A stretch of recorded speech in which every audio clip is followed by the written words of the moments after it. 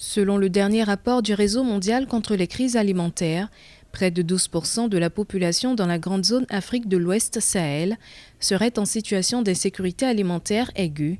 Le même rapport indique des niveaux d'insécurité alimentaire aiguë pendant la saison de soudure, de juin à août 2023, niveaux les plus élevés jamais enregistrés en Afrique de l'Ouest et au Sahel, y compris le Cameroun.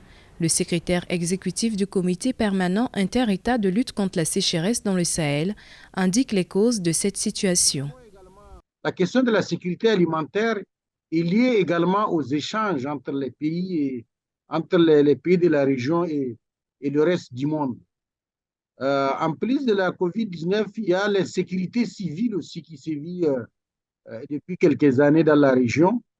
Et ce que nous observons justement, c'est que les zones les plus affectées, là où la situation alimentaire est récurrente ces dernières années, ce sont les zones affectées par l'insécurité civile, notamment le bassin du lac Tchad et la zone dite des trois frontières.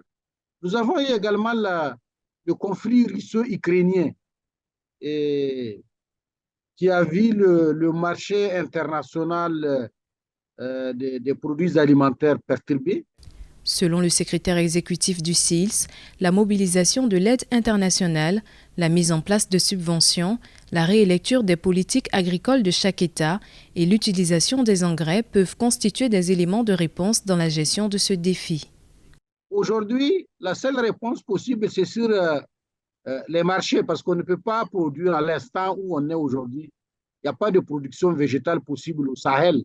C'est vrai que dans les pays du Golfe de Guinée, on a le début de la saison des pluies, mais ce ne peut être que des interventions à la fois humanitaires, mais également des subventions aux produits de première nécessité, mais également la mobilisation de l'aide au niveau international. Finalement, ces crises ont également conduit les États à une relecture de leur politique agricole, notamment en mettant l'accent sur les potentiels dont ils disposent. En 2022, le niveau d'insécurité alimentaire aiguë a atteint 22,7% alors qu'il s'établissait à 21,3% en 2021, une ampleur qui reste inacceptable et qui met en évidence une dégradation de l'insécurité alimentaire aiguë dans le monde et en Afrique en particulier.